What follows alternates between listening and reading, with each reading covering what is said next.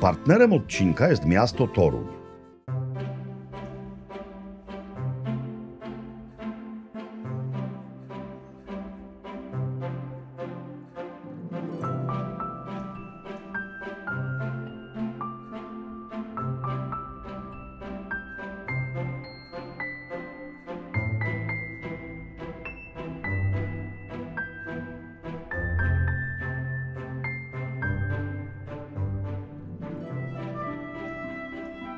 Moi drodzy, mamy dla Was, mym zdaniem, wspaniałą świąteczną niespodziankę. Święta to rodzina, to tradycja. No i właśnie tuż przed Bożym Narodzeniem w tej sprawie przyjechaliśmy do Torunia. I zarówno w tym odcinku, jak i jeszcze w kolejnym będziemy mówić o Bożym Narodzeniu, będziemy mówić o kulinarnych tradycjach, a wszystko to będzie okraszone świątecznymi, toruńskimi, wspaniałymi dekoracjami i miejscowymi atrakcjami. Będziemy przemierzać toruński piernikowy szlak kulinarny. No w ogóle będzie dużo niezwykle przyjemnych rzeczy. Oglądajcie.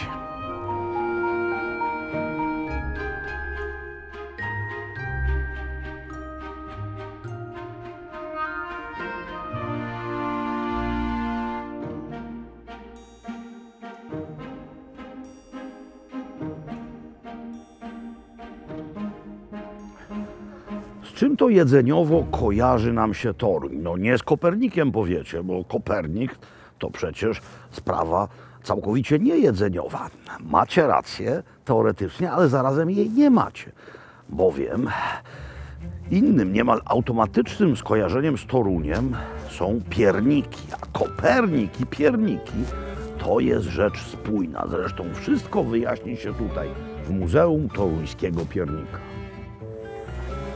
W takim miejscu na samym początku powinniśmy sobie wprzódy zadać fundamentalne pytanie.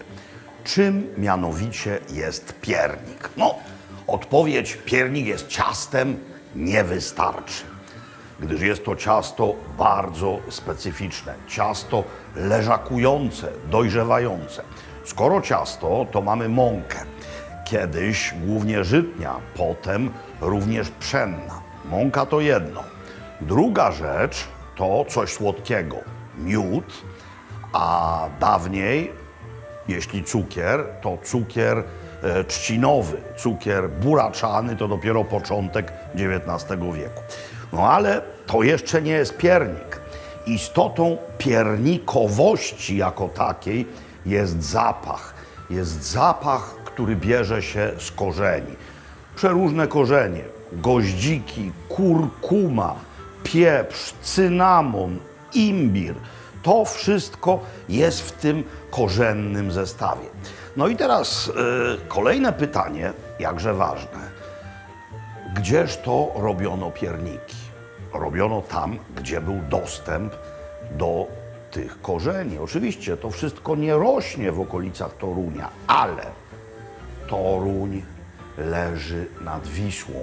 Toruń był kiedyś w Hanzie. Zatem tutaj przypływały owe wonne przyprawy, przypływały korzenie, najpierw morzem, a potem Wisłą trafiały do Torunia i właśnie na bazie ich i tych wcześniej wspomnianych elementów zaczęto tutaj już w średniowieczu wypiekać pierniki. Pierwsza wzmianka o piernikach toruńskich to, moi drodzy, XIV wiek. Zacnym piernikom nadawane są często niezwykle zmyślne kształty, a to dzięki formom, które kiedyś były drewniane i dłutkiem wytwarzane. No, ta technika się nieco zmieniła, ale w zasadzie piernik nadal jest tym samym, czym był przed wiekami. Co ciekawe, owo muzeum jest niejako w miejscu związanym z piernikami urządzone, gdyż przez bardzo długi czas tutaj mieściła się fabryka pierników należąca kiedyś do rodziny Wejse. Jeszcze przed wojną, w dwudziestoleciu, Toruń należał do Polski. Rodzina Wejse sprzedała ową fabrykę spółdzielcom zespołem, które istnieje do dziś, ma korzenie przedwojenne. Sprzedała fabrykę, ale nie mieszczącą się w tym miejscu. bo tutaj jeszcze przed I wojną światową wypiek pierników się zakończył. Chodzi o fabrykę na Żółkiewskiego, gdzie w dalszym ciągu robi się na przykład słynne katarzynki spod znaku Kopernika. Kiedyś pierniki pieczono właśnie w takich piecach. Żywy ogień się tutaj palił. Tu mamy maszynę z lat 60., czyli widzicie, wypiek jest taśmowy, ale również kształt pierników jest nadawany poprzez formy. One nie wyglądają tak już jak te średniowieczne, misterne, trafiające na stół władców. Ale poza tym nic się nie zmieniło, a to, co jest tutaj, wygląda mi na katarzynki jeszcze przed procesem, na który bardzo zawsze czekam, przed procesem oblania ich czekoladą.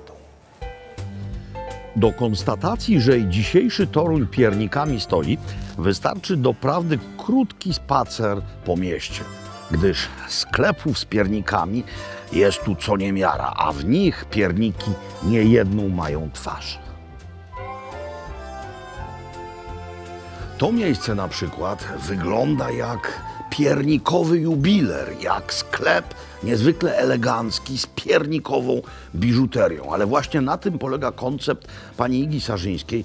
W mieście są takie 3 piernikowe sklepy, a w nich niezwykłe cacka. No oczywiście jadalne, ale niektóre również ozdobne. No spójrzcie na takie cudeńko.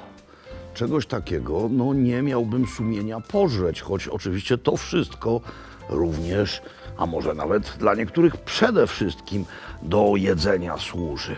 Tu mamy już rzeczy, które w zasadzie li tylko są konsumpcyjne, no i są kapitalne, przeróżne draże, czekolady z piernikowymi sercami. Zobaczcie, to wygląda, jakbyśmy się w czasie przenieśli do przedwojny. To wygląda na jakiś kolonialny, piernikowy sklep. I w rzeczy samej czymś takim jest. No bo korzenne przyprawy, rzecz zamorska, takie kiedyś w kolonialnych sklepach oferowano. Każdy program, również YouTube'owy, składa się z wielu elementów, które trzeba razem złożyć. Dopiero wtedy to tworzy całość. Toruński szlak piernikowy to również jest elementów wiele, tworzących jedną całość spójną. Ale co jest tak naprawdę całością przysłowiowo składającą się z elementów wielu, które łączą się w jedność? Moi drodzy, to jest witraż. I to jest nasz kolejny cel na toruńskim piernikowym szlaku. Jedność w wielości, albo jak wolicie, wielość w jedności. Tym jest witraż, a tutaj witraży jest multum. Jesteśmy bowiem w pracowni witraży Intek Art. Oto i właściciele, panowie Intek, pan Sławomir, czyli ojciec, kłaniał się nisko, i pan Radosław, czyli syn. Ojciec i syn. Czy dziadek też był witrażystą? Witrażystą był, ale nie zaczynał tej profesji, bo to były inne czasy. 25 lat z nami pracował. Czyli to idzie z pokolenia na pokolenie. Tak jest. Ale czy macie udokumentowane średniowieczne witrażowe korzenie? Nie, niestety nie, ale pracą pokazujemy replikami, że takie rzeczy też można zrobić. No bo to jest w zasadzie ta sama technika. Nic się nie zmieniło. Nic się nie zmieniło. Materiały czasów troszeczkę. wczesnego średniowiecza. No. Tak jest. Romańszczyzna to już były witraże, czy gotyk? Były. Chyba, nie wiem, Francja, nie wiem, czy jakiś zachował. Chyba coś jest. Jest, tak. Proszę mi z łaski swojej powiedzieć, pracownia witraży, więc tutaj witraże powstają, zresztą przyłapaliśmy panów przy pracy. Ale wy macie tutaj więcej atrakcji dla kochających witraże. Tak jest. Mamy atrakcje, prowadzimy warsztaty dla wszystkich. Od przedszkola po wiek dojrzały. Czy trzeba się jakoś zapisywać? Czy można tutaj po prostu wejść, umówić się? Można wejść, umówić, można się zapisać. Mamy dowód przed nami że witraże to nie jest tylko sakrum w sensie wyposażenia świątyń. Z tym się witraże wielu głównie kojarzą. No i to jest chyba właśnie Anioł sakralny witraż, stylizowany prawda? na gotyk. No właśnie. I to aktualnie robimy na zlecenie. Natomiast oprócz tego robimy współcześnie technikę Tiffany'ego. No właśnie, Różni się od to jest klosz, to będzie klosz od lampy Tak, Tiffany'ego. od lampy Tiffany'ego. Ilość elementów 1360 elementów będzie i taką lampę około tygodnia się wykonuje. Tutaj są pokrojone części, powtarza się dany wzór 4 razy i z tego wychodzi piękna lampa Tiffany'ego. Jeszcze dodam, że to są dwie techniki. To jest technika Tiffany'ego, tak jak tata powiedział. Natomiast tu mamy tą tradycyjną metodę ołowiową, która jest spajana również cyną, tak jak i tutaj. Natomiast technika Tiffany'ego daje nam wiele możliwości. Możemy robić sobie witraże różne, przeróżne, tak jak nam wyobraźnia podpowie. Witraż z Gwiezdnych Wojen, witraże żużlowca lub innego rodzaju. Albo witraże 3D samoloty. Tak jest. No ale Na przykład. witraże żużlowca są chyba w Toruniu bardzo ważne. Ważne. Ale macie też witraż twardych pierników Toruń, czy jeszcze nie? Tak. To jest Oczywiście, że tak. Drużyna moja koszykarska ulubiona drużyna dostała koszykarska, twarde pierniki dostała Toruń. od nas logo Naprawdę? swoje. A, nie umawialiśmy się wcześniej. Strzelałem i trafiłem, okazuje się. Czy siedząc w domu, każdy z nas, który układa pucle, mówiąc po angielsku, puzzle, to jest właśnie coś takiego podobnego, jakby składać te elementy do Tak. tworzenia witraży? Różnica jest tylko taka, że materiał jest inny i puzzle nam się mogą rozsypać, a my to spajamy, żeby to już był trwały element. Na stałe, tak jest. I jest to rzemiosło, które w Polsce nie zanikło. Nie zanikło i propagujemy właśnie w naszym muzeum nie tylko wykonanie witraża w pracowni, ale popularyzację wiedzy, żeby ludzie widząc taką możliwość, 1 na 100 powie, że chce w tym uczestniczyć jako osoba dorosła, jako zawód. A to jest lutownica? To jest lutownica Do która jest Tiffany'ego Do służy? Tiffany'ego. Dokładnie ta jest lutownica tylko przeznaczona do prac Tiffany'ego. Ja nie będę jej więcej dotykał. Ja nawet nie byłem w stanie samodzielnie zrobić modelu samochodu do sklejania, ale cóż ja jestem zawsze pełen podziwu dla rzemiosła. Drodzy Państwo, to jest sztuka, to jest magia, to jest tak wszystko niezwykle spójne. No to jest po prostu element Torunia, ale również element naszej kultury wywodzący się z bardzo dawnych czasów, który na szczęście ma swoich kontynuatorów. Jak się nazywają wytwórcy witraży? Witrażyści? Witrażyści, witrażownicy. Witrażownicy, a jak Pan woli? Każda forma jest dla mnie poprawna. Chwała witrażystom zatem.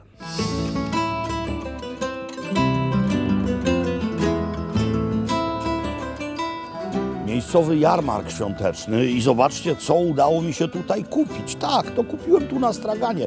Wyobrażenie o krzyżackim stroju. Jestem zakapturzon. No, wyglądam jakby dzwonił przed chwilą do mnie pan Aleksander Ford i spytał się, czy przypadkiem nie chciałbym przywieźć 2 nagich mieczy. Wiecie, dlaczego to tu sprzedają na jarmarku? No, historia po prostu. Kto założył Toruń? Przedstawiciele zakonu rycerzy Najświętszej Marii Panny, czyli krzyżacy. Więc wszystko się zgadza. Jeszcze bardziej się zgadza, że mam tutaj nie szare kluchy z kapustą, nie bigos, nie paszteciki z barszczem, lecz currywurst. Bratwurst z ketchupem i z curry. To tutaj również sprzedają. No wiem, że trochę mógłbym teraz być pomylą z jakimś filmem propagandowym naszym z lat 60., 70., a nawet późniejszym. Ale co mi tam? Ja znam historię i to jest po prostu bardzo śmieszne. Moi drodzy, widzimy się jutro, czyli za chwilkę. Gut.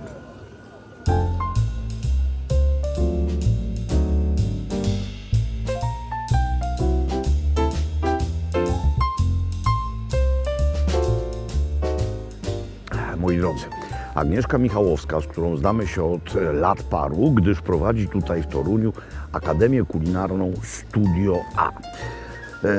Byłem tam nawet Tak nie raz jest. się widzieliśmy w Toruniu, Dokładnie. ale nie chodzi tutaj o wspominki, lecz o toruński kulinarny szlak piernikowy w dobrej kolejności. Wymieniłem nazwę? Toruński piernikowy szlak kulinarny. A, no to prawie dobrze.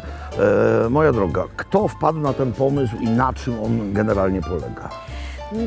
No, nieskromnie powiem, że ja wpadłam na ten pomysł. Brawo, brawo, brawo. Pomysł pojawił się tak pi razy około 10 lat temu. Kiedy to podróżując po Europie widziałam podobne szlaki, podobne instytucje, które zrzeszały wybrane restauracje, które dzieliły się swoimi historycznymi smakami z danego miejsca. I sobie stwierdziłam, czemu taki szlak nie miałby powstać w Toruniu, gdzie jest potencjał naprawdę mocny, gdzie mamy gotyk na dotyk, gdzie mamy bardzo dużo turystów. I myślę, że takie posmakowanie tej historii nadaje jej takiej ludzkiej twarzy. No tak, ale rozumiem, że chodzi tutaj o coś więcej. Znaczy chodzi o kulinaria, chodzi o jedzenie, ale również chodzi o umiejscowienie tego w kontekście historycznym, w kontekście tego wspaniałego anturażu, historii Torunia, bo są tutaj również instytucje kultury, muzea, pasjonaci. Dokładnie. Jest tego sam szlak zrzesza nie tylko restauracje, ale również mamy muzea, tak jak wspomniałeś, mamy też firmy prywatne, które zajmują się nadaniem tej atrakcyjności w swoim biznesie, atrakcyjności turystycznej miastu. Mamy tutaj witrażystów, mamy flisaków, ale mamy też warsztaty kulinarne, historyczne, które prowadzimy w moim studio, ale przede wszystkim możemy posmakować tej historii. Mamy dania historyczne, które pochodzą z tego regionu, z wieków minionych, od XV do XIX wieku i chcemy tymi smakami dzielić się razem z mieszkańcami Torunia i z turystami. I zdaje się, że zaraz będziemy mieli okazję, żeby również z naszymi widzami podzielić się historycznymi smakami Torunia i regionu, bo jeszcze się nie rozstajemy. Nie rozstajemy się. Moi drodzy, już za chwilę zobaczycie co.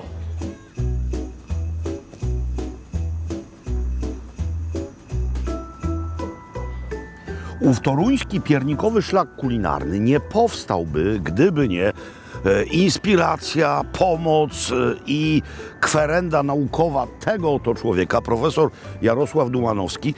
Jesteś, nie bójmy się tego, pierwszym naukowcem w Polsce, który na poważnie zajął się historią kulinarną. Pierwszym.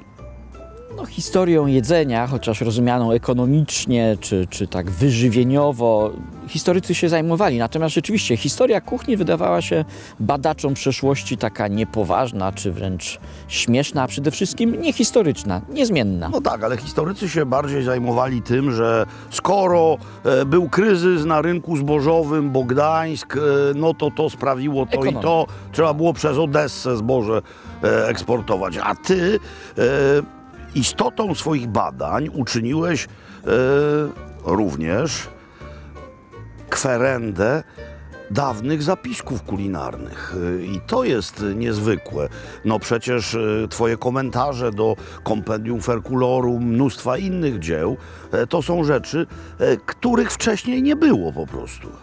No tak, uznaliśmy, chociaż to nie jest mój wynalazek, ja po prostu czułem wsparcie, inspirację kolegów, głównie z Francji, z Włoch, którzy od lat się zajmują taką tematyką, uznając, że jedzenie, w tym kuchnia, sztuka kulinarna, taka wiedza, wrażliwość dotycząca jedzenia, to jest część kultury, tak? Że to, co jest między produktem a jedzeniem, to jest coś ciekawego właśnie. Nie chwaląc się, jam to głosił od lat i powtarzałem, tylko nie jestem naukowcem, nie mam takiego zasobu naukowego jak ty, więc korzystam niezwykle chętnie z twoich badań, z tego, co piszesz. No i korzystają z tego również miejscowi restauratorzy, ale o tym za chwilę. Chciałbym, żebyśmy najpierw, może z widokiem jeszcze na Wisłę troszeczkę, pogadali o kanonie wigilijnym. To jest wspaniały przedmiot badań przecież. Tak, bo Wigilia to jest jeden z niewielu takich reliktów, jedna z niewielu pozostałości dawnej, historycznej kuchni, czyli post, niekoniecznie wieprzowina, góry mięsa, tłuszczu, to kuchnia polska też, ale post, ten surowy katolicki post i takie połączenie ognia z wodą. Post, czyli asceza, skromność, no i wyrafinowanie, czy wręcz jakiś przepych, prawda? Potem, no samo to, że w tym dniu, czy tam dzień wcześniej siedzimy w kuchni i gotujemy. No, może ty gotujesz, może ktoś inny gotuje, ale większość z nas na co dzień to tak, no, że gotujemy od początku do końca, przynajmniej niektórzy z nas. Tak, wszyscy tak. niemal wtedy Tak. w czymś kuchennym uczestniczą. Tak. No, ale to ja bym jeszcze dalej poszedł, Ja też. w sensie historycznym. No przecież to jest pogaństwa jeszcze sięga. No bo to nie wiemy dokładnie, kiedy się Pan Jezus narodził. No i wiele świąt z chrześcijaństwa u swego zarania osadzano w miejsce dawnych świąt pogańskich. To jest dzień przesilenia. No jeżeli chodzi o datę, tak. Ja myślę o samym tym kształcie kulinarnym, prawda? No to że to jest mak, takie wyzwanie, no to bez mak, mięsa. grzyby, Tak. to są co jest pogańskie dostępne. historie. Co jest dostępne. No jest mięso wtedy akurat dostępne, ale mięso z powodu postu odkładamy na bok. No Nie bo ma ryba, mięsa, tak? Ryba jest tym świeżym słodkowodna. symbolem chrześcijaństwa, a u nas Też. ryba słodkowodna.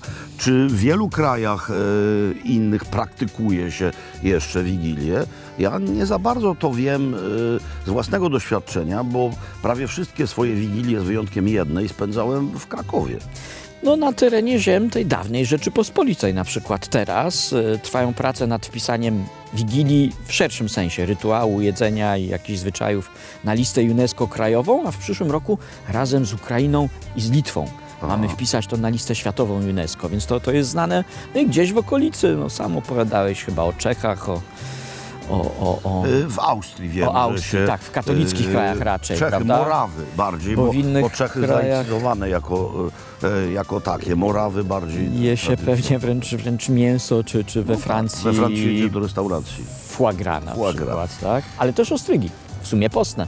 Musicie wiedzieć, że działalność teoretyczna może mieć zbawienny wpływ również na praktykę. I właśnie teraz z panem profesorem udajemy się niedaleczko, w Toruniu, wszędzie blisko. Przejdziemy przez ową bramę tutaj. w Toruniu. Po lewej stronie jest lokal o nazwie Spichrz i tam właśnie zobaczycie, jak wpływ nauki, czyli teorii, odciska się zbawiennie na praktyce. Panie profesorze, przodem. Tak, poprowadzę. Dobra. Ja tu jadłem i piłem. Chrzanówka tutaj jest, nie wiem, czy próbowałeś. Och, ja tu wszystkiego Absolutnie próbowałem. wyborna. naprawdę. I pierożki z jagnięciną są absolutnie obłędne. Te pierogi ze słodką kapustą, to takie moje, proszę. Dzięki. Pierwszy raz mogłem wniknąć do kuchni Spichrza, ty pewnie byłeś tu już wiele razy. Miałem okazję, tak. Zacznijmy od gospodyni, bo tutaj akcja na 4 ręce, ale zacznijmy od Ewy Politowskiej-Krajniewskiej, Tak, bo szefowej coś tu już- Spichrzu. Co się tu, Ewo droga, dzieje? Mam tutaj już na patelni śledzie No. właśnie z przepisu, który dostałam od profesora, przepis historyczny. Jest to śledź faszerowany mleczem, suszonymi grzybami i wędzoną śliwką, smażony na maśle klarowanym. Ale powiedz mi, świeże śledzie? Tak, świeży śledź. Świeży śledź, a wcześniej go jeszcze wymoczyłam w mleku z cebulą, żeby był taki łagodniejszy, a środek, żeby był taki bardzo ciekawy, pachniał mleczem tą rybą. A słuchaj, bo kluczowy jest ten mlecz, to jest właśnie pomysł Tak. książki, nie? Mlecz, Tak, czyli może mlecz, wyjaśnijmy tak. I mamy zachowany wszystkim, tutaj co to jest mlecz. mlecz. No właśnie, co to jest mlecz? Ja Żebyśmy- wiem, ale wyjaśnijmy. Żebyśmy się upewnili. Tak. To jest to, co ma pan śledź. To jest Posmak rybi, morski Ale posmak, to doskonały. jest jak przyprawa. doskonały. Żebyś nie spaliła, nie zawracamy ci głowy. Dobra. Przy drugim stanowisku Łukasz Lofek z restauracji hotelu Filmar. Łukaszu, co u ciebie? Dzisiaj ja będę przygotował tutaj do degustacji właśnie karpia po niemiecku. Po niemiecku? Tak, jest o tyle ciekawy, że tu jest taki sos właśnie zrobiony też na bazie krwi karpia, białego wina, chleba radzowego z nutką piernika. Drugą rybą będzie jesiot, który został ugotowany w białym wywarze. Jest to też tutaj właśnie inspiracją mu tutaj pan profesor. Jest to jesiotr w sosie rumianym, czyli taki wywar z białych warzyw, do tego jest odrobina białego wina. Ten był ugotowany jesiotr, później był wyłowiony, dodane rodzynki, skórka z cytryny, wszystkie te warzywa były przytarte, zblendowane, rodzynki jeszcze na koniec i będzie właśnie podawane w tym sosem. A takim fajnym to jeszcze zwieńczeniem naszego typu poczęstunku będzie jeszcze fajny suflet piernikowy, który też był zainspirowany właśnie z przepisów owej książki. Dio mio.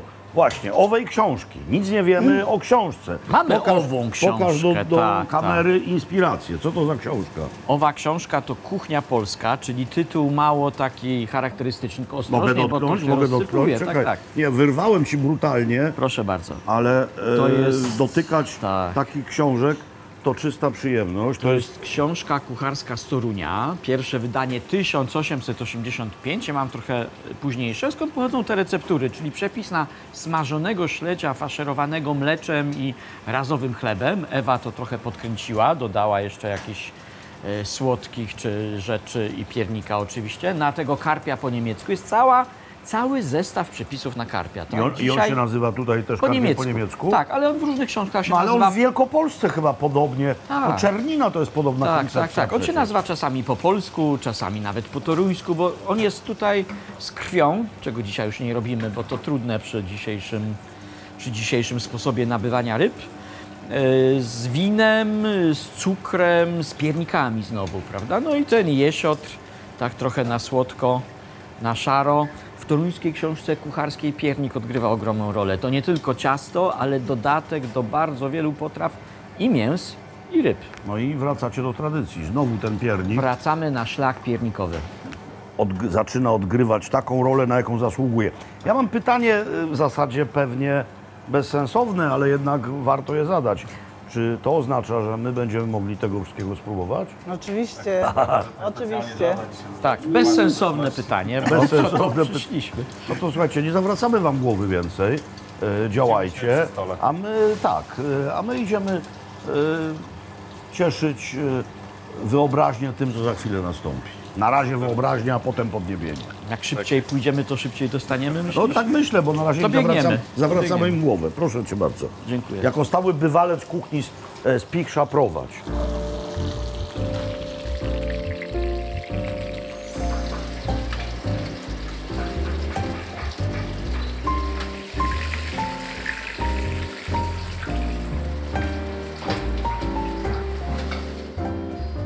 Jestem na wspaniałej wigilii. Toruński, niezwykle pachnący, wspaniale wyglądający stół wigilijny nakryty. Ewa nie opowiedziała w kuchni jeszcze o 2 daniach, które tutaj leżą, a które są jej autorstwa. Tak, jest to zupa ze śliwek.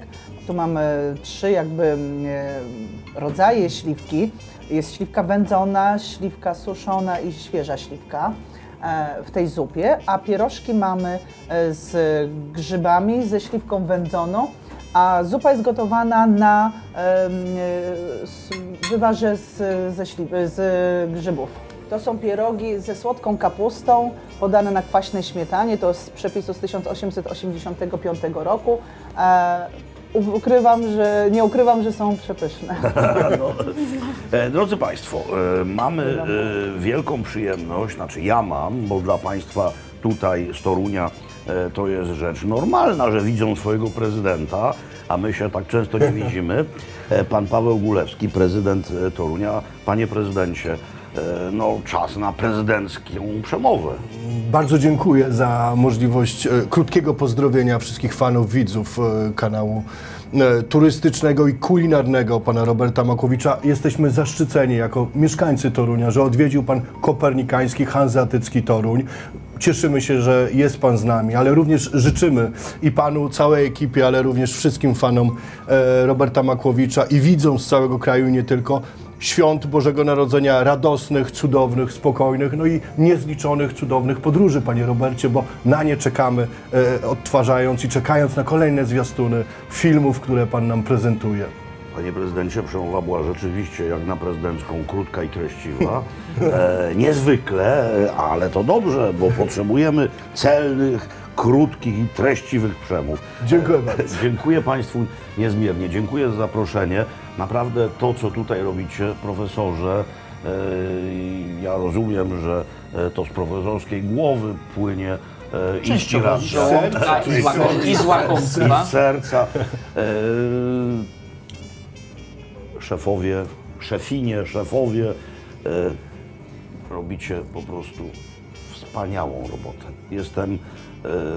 Jestem zachwycony i dziękuję Wam, że mogę tu być. Drodzy Państwo, jeśli nie macie jeszcze jakichś planów wyjazdowych w sensie zwiedzania kraju naszego pięknego, to jak będziecie je czynić, pamiętajcie, Toruń to nie tylko perła historyczna, to również żywe miasto, które w swych kulinariach czerpie pełnymi garściami ze swej pachnącej, korzennej tradycji. Ma ludzi, którzy tę tradycję podtrzymują i niosą w przyszłość. Tradycja to jest pomost pomiędzy współczesnością a latami przeszłymi. Tutaj ten pomost jest niezwykle mocny i za to Wam jeszcze raz dziękuję. No, żeby zupa nie ostygła. Ale to jest zupa, którą można by podawać wrogom czerniny właśnie. No właśnie, to jest właśnie pierwszy zrobiliśmy krok, taki ale eksperyment. Siedzi mały tak. wróg czerniny tutaj. Ja Naprawdę? po kądzieli podlasianin, więc my tam nie uznajemy. Ale czernina smakuje prawie tak samo, tylko ma ten malutki twiścik A to jest tak. kaczy albo gęsi. To jest taki przepis od kilkuset lat. Trochę żelazem gdzieś tam z tyłu. Tak, trąci. Wspaniała zupa. Nie, no to Niesamowite. I kompot z suszu, Śliwki, i śledzie, i pierogi, i ja już się i grzyby, pogubiłem nie? I to jest- w rybach. Jest Jesior, karp i śledź. karp i śledź. A pierożki te są z grzybami suszonymi i z wędzoną śliwką. Robercie, to tak ładnie tłumaczyłeś, co jest, jak tego śledzia się robi, nie? Może wytłumaczyć. To jest nam śledź? jeszcze No, raz. no, Tak, to jest w środku jest, mieliśmy tu mały spór, w środku jest Ja mlecz. powiedziałem, Ja że w środku jest mlecz, czyli to, co ma pan śledź.